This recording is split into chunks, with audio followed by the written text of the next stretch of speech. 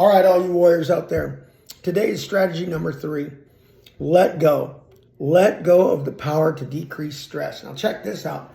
This is going to hit home with somebody. I can already tell you. I'm going to actually read this. You know what? First things first. You cannot impact others by holding on to tight onto things that are just things. If this lid is just a thing and I hold tight and don't let anybody else have it, what have I really gained? I got a lid. It could be money.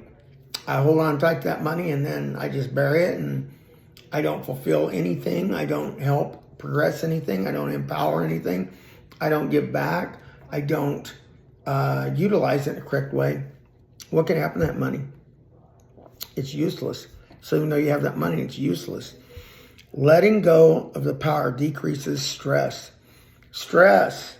So if I didn't let go of anything and my stress level gets so bad and I have a heart attack or high blood pressure or give myself some sort of self-asserted disease because I wasn't willing to let go, my health has decreased, my way of life has decreased, I'm on medications, and that very money that I saved, now I'm living on it because I can't do anything else. So let go of the things that are going to stress you out and let's move on. So let's get to reading this. You know, as we look at page 41 in our book, and it's strategy 3, letting go, here it is. I've always been fully committed to my coaching, 100%. I was driven by a passion to help others realize their true potential. This dedication let me become a Hall of Fame coach and establish my presence in a martial arts community. And martial arts community is very, very, very deep, but very, very, very small with, you know, the heads. It's kind of like this, right? White belts all the way to the best grandmasters in the world. So when we look at that, however, this commitment has been both a blessing, it's also been a challenge. I created a dilemma. I created it. I created it in my business life, my personal life, my just being a father, and even my own self-peace. Even in my immediate family, because we've all done martial arts only a certain way, and here I am doing my own thing. Well, it can be a blessing and challenge. When I did this, and as I was starting to build my business, I did not delegate any duties or responsibilities. I was trying to do everything on my own. I figured by not delegating teaching responsibilities, I would assure myself that my students were getting the number one possible instruction they could ever receive. How arrogant of me. I had other students who were listening. They were doing what I'm telling them. They're younger. They're able to do these things. Maybe they just connect better, but I wasn't letting them in my circle. Well, I feared that sharing my duties would dilute the quality of instruction, creating a situation where my absence would mean students wouldn't attend, parents wouldn't want to have their children trained by me because they were coming in and out that back door. I kept, it might lead to the dilution of my instructors not being my students, but instructing, and I was diluting our Kool-Aid, let's say. But check this out. It says, I feared that sharing my duties would dilute the quality of instruction, creating a situation where my absence would mean students wouldn't attend. Parents would only want their children trained by me. I kept exclusive teaching methods to myself, thinking this would maintain a high standard. But this only led to more stress and prevented me from taking breaks or expanding my business to go way beyond headquarters. Recently, I began thinking to myself, okay, Chris, we have to let go of the power to decrease the stress. So I've begun to delegate more, developing my coaching staff, and sharing responsibilities. This change right now has spurred record-breaking growth over the past 2 years. I used to come home exhausted, wondering how in the world can I maintain this pace, and contemplating selling the business and retiring. I've been talking about retiring from martial arts since 2014. Gee whiz.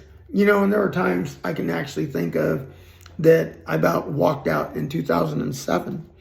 But yet, here we are close to 2025.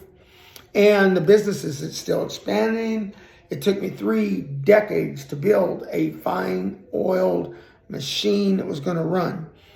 Now, this transition by letting my assistants help to fulfill certain needs, I have more time for relaxation. I have a relaxed lifestyle. The business is flourishing. I trust my team to deliver quality work. Why else wouldn't they? Because I'm the one that taught them. My health has improved significantly. I'm a 100% permanent total combat disabled vet. I have my medical list is like this. And I've worn a mask all these years. Wearing a mask right now, when you're in pain, you're trying to do this. But so I'm being straight up with you. Yeah, I hurt my body. It's hard to do these things. Do we as a family still own the gym? Yes. Is my name still on the door? Yes. Is my curriculum taught? Yes. However, I have this person showing kicks, punches, blocks, forms, etc., etc.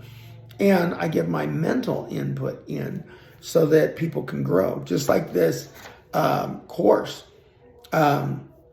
I want this to impact you in such a way that you feel like you can do that. I trust my team to deliver quality work. My health has improved significantly. I encourage you to find something in your life, relinquish that control, prioritizing your well-being. If you are